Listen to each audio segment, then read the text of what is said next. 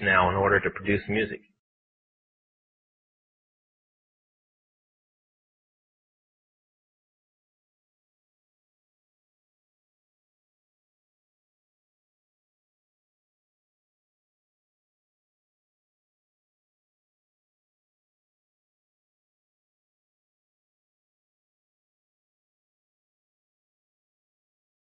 After it's been recorded, it's taken in.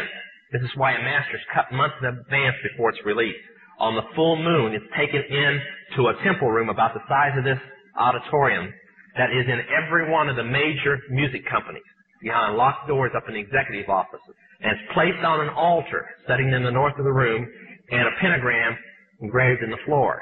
And 13 hand-chosen witches and wizards and a coven come in and conjure a principality or a power up, usually Regia or something like that, and order him to tell the demons under him to follow every record and every tape coming off of that master. If that's too hard for you to believe, I'm sorry. That's why they do it.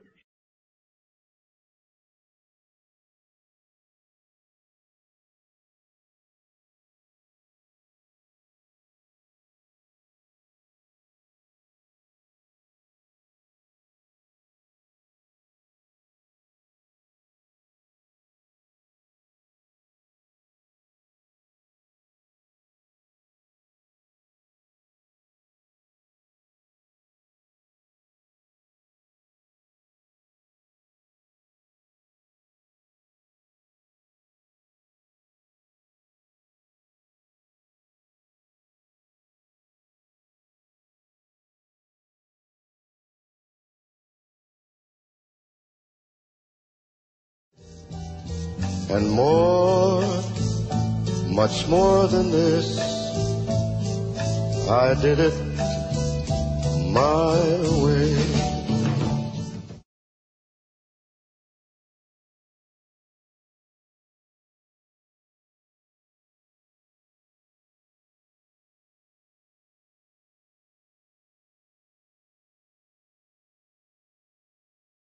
Hailed as one of history's Wolfgang Amadeus Mozart, a Freemason himself, composed a symphony, which was an open display of Freemasonry.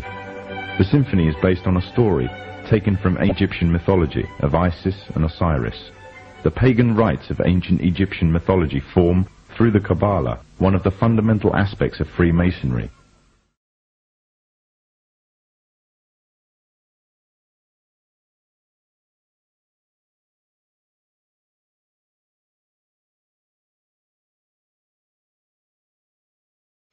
It is hard to overestimate the impact that the Beatles had on the world at large, as youth by the millions were given a form of emotional shock treatment. They influenced everything that I've ever done. I even remember, growing up hearing Beatles songs, and all their songs are timeless. They built the structure for rock and roll. The Beatles actually were bringing everybody along with them on their voyage of their discovery.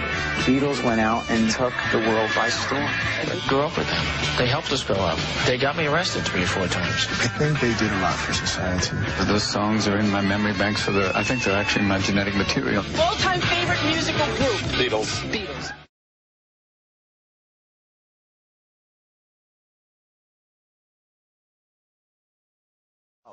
When you go back and listen to Sgt. Pepper's, they were brilliant. Sgt. Pepper changed the world.